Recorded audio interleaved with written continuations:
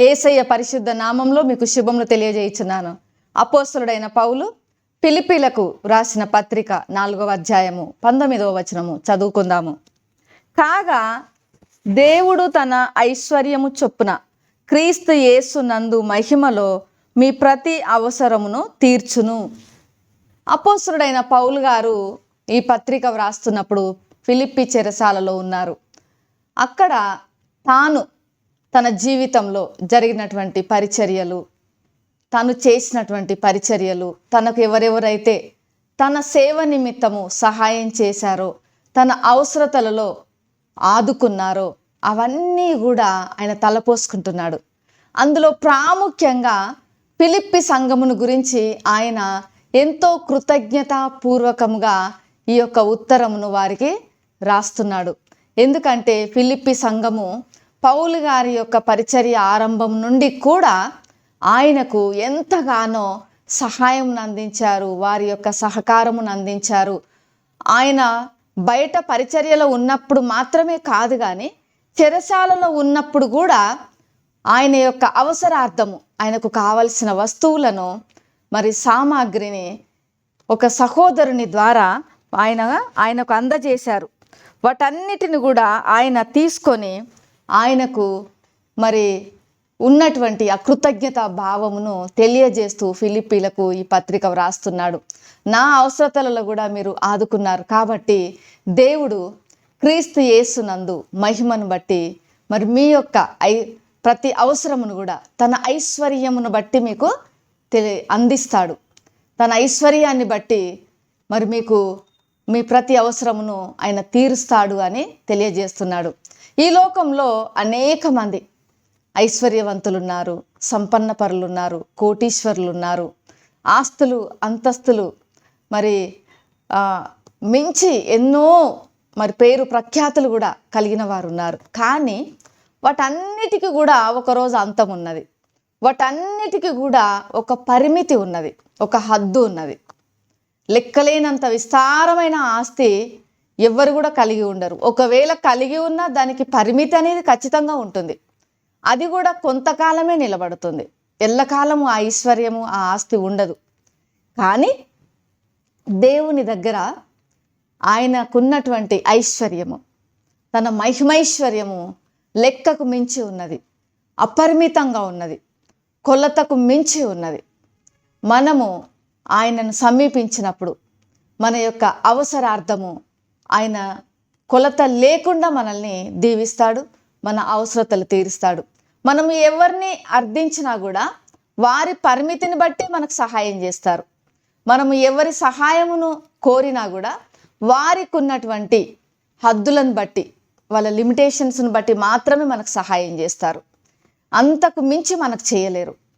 కానీ మనము దేవుని యొక్క సన్నిధిలో మనం ప్రార్థించినప్పుడు, మన అవసరతలు ఆయనకు తెలియజేసినప్పుడు తన ఐశ్వర్యమును బట్టి, తన ఐశ్వర్యానికి మించి దేవుడు మనల్ని దీవిస్తాడు. తన ఐశ్వర్యానికి తగిన రీతిలో మనల్ని దీవిస్తాడు. తన ఐశ్వర్యానికి తగిన స్థాయిలో మనల్ని దీవిస్తాడు. అయితే ఒకసారి ఒక సంఘటన జరిగింది. ఈ పన్నులు వసూలు చేసేటువంటి ట్యాక్స్ కలెక్టర్ అతను ఒక సువార్థికుని యొద్దకు వెళ్ళి మరి ఆ పన్ను కట్టే విషయము మాట్లాడుతున్నాడంట. అయ్యా, మీరు ఉన్నటువంటి మీకున్న ఆస్తుల యొక్క చిట్ట, మీకు ఎన్ని ఆస్తులు ఉన్నాయో వాటన్నిటినీ నాకు తెలియజేస్తే ఆస్తుల ప్రకారము నేను మీకు పన్నులు నిర్ణయిస్తాను, దాన్ని బట్టి మీరు పన్నులు కట్టాల్సి ఉంటుంది అని చెప్పాడంట. అయితే ఆ సువార్థికుడు చెప్పండి ఏం కట్టాలి అన్నప్పుడు, మీకు ఏమేమి ఆస్తులు ఉన్నాయో ఆ జాబితా ఒకసారి తెలియజేయండి, మీ ఆస్తుల జాబితా తెలియజేస్తే దాని ప్రకారము మీరు మరి పన్ను కట్టండి అన్నప్పుడు, అవునయ్యా నేను చాలా సంపన్నపరుడను, నాకు ఎన్నో ఆస్తులు ఉన్నాయి, నేను చాలా ధనవంతుడను అని చెప్పాడంట. మరి అన్ని ఆస్తులు ఉన్నప్పుడు ఆ జాబితా నాకు తెలియజేయండి, దాని ప్రకారం నేను మీరు కట్టాల్సిన పన్నుల వివరాలు నేను తెలియజేస్తాను అన్నాడంట. ఆయన చెప్పడం మొదలుపెట్టాడు ఆ సువార్థికుడు. ఒకటి, నాకున్నటువంటి ఆస్తి ఒకటి, నాకు నిత్య జీవం ఉన్నది. రెండవది, నాకు పరలోకంలో ఒక మంచి అందమైనటువంటి భవనం ఉన్నది. మూడవది, నాకు జ్ఞానమునకు మించిన నా దేవుని సమాధానం ఉన్నది. 4వది చెప్పసఖ్యంగానే సంతోషం నాకున్నది. 5వది శాశ్వత కాలం ఉండేటువంటి ప్రేమ ఉన్నది. 6వది నాకు మంచి గుణవతి అయిన భార్య ఉన్నది. 7వది నా మాట విని నాకు వినయము విధేయత చూపే నాకు పిల్లలున్నారు. 8వది నా యొక్క ప్రతి అవసరతలో ఆదుకునే మంచి స్నేహితులున్నారు. 9వది రాత్రివేళ దేవునిని గురించినటువంటి కీర్తనలు, ఆయనను గురించిన ప్రార్థన నాకు తోడుగా ఉన్నాయి. 10వది నాకు దేవుడు జీవ కిరీటము సిద్ధపరుస్తున్నాడు. 11వది నా రక్షకుడైన యేసు క్రీస్తు నా అవసరాలన్నిటిని కూడా ఆయన తీరుస్తున్నాడు. నా ప్రతి అవసరతను ఆయన తీర్చే దేవుడుగా ఉన్నాడు. తన మహిమను బట్టి, తన ఐశ్వర్యమును బట్టి నా ప్రతి అవసరతను ఆయన తీరుస్తున్నాడయ్యా. నేను ఎంతో ధనవంతుడను, ఈ లోకంలో నేను సంపన్నపరుడను అని చెప్పినప్పుడు మరి ఆ ట్యాక్స్ కలెక్టర్ చాలా ఆశ్చర్యపోయి ఒక మాట అన్నాడంట. అవునయ్యా, మీరు చాలా ధనవంతులు, మీరు చాలా సంపన్నపరులు, కానీ నిజంగా మరి మీరు పన్ను కట్టాల్సిన విధానంలో నా దగ్గర ఎలాంటి వివరాలు లేవు. ఎందుకంటే మీకున్న ఆస్తికి పన్ను చెల్లించని అవసరం లేదు. మీరు ఎలాంటి పన్ను చెల్లించనవసరం లేదు. నేను కూడా ఎలాంటి పన్నును మీకు విధించలేను. ఎందుకంటే అలాంటి మరి మహిమను గూర్చినటువంటి ఆస్తులు మీరు కలిగి ఉన్నారు. అలాంటి నిత్య జీవమును గురించిన ఆస్తులు మీరు కలిగి ఉన్నారు. తరిగిపోని ఆస్తులు, నశించిపోని ఆస్తులు పరలోకంలో మీరు సమకూర్చుకొని ఉన్నారు. మీ దేవుడు గొప్పవాడు అని ఆయన వెళ్ళిపోయాడంట. ప్రియమైనటువంటి వారలారా, దేవుడు తన ఐశ్వర్యమును బట్టి మనల్ని దీవిస్తున్నాడు, ఆశీర్వదిస్తున్నాడు. తరిగిపోని దీవెనలు, ఆశీర్వాదాలు మనం అనుభవిస్తున్నాము. ఈ ధన్యత ఎవ్వరికీ ఉండదు ఈ లోకంలో. కేవలము పునరుత్థానుడైన యేసు క్రీస్తునందు విశ్వాసం ఉంచిన మనకు మాత్రమే ఉంది.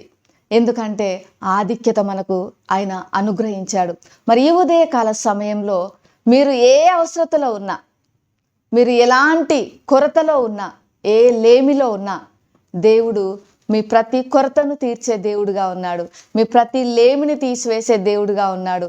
మీ ప్రతి అవసరతను తీర్చే దేవుడుగా ఉన్నాడు. ఎందుకంటే మన దేవుడు గొప్ప ఐశ్వర్యవంతుడు.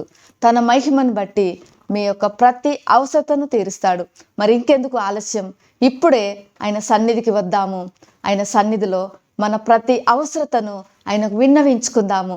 తన కృపను బట్టి, తన మహాప్రేమను బట్టి మనకి ప్రతి అవసరతను ఆయన తీరుస్తాడు.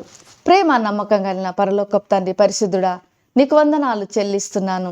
ఈ ఉదయకాల సమయంలో నాయన ఎవరికీ లేని ఆధిక్యతను మా అందరికీ మీరు దయచేసినందుకు వందనాలు.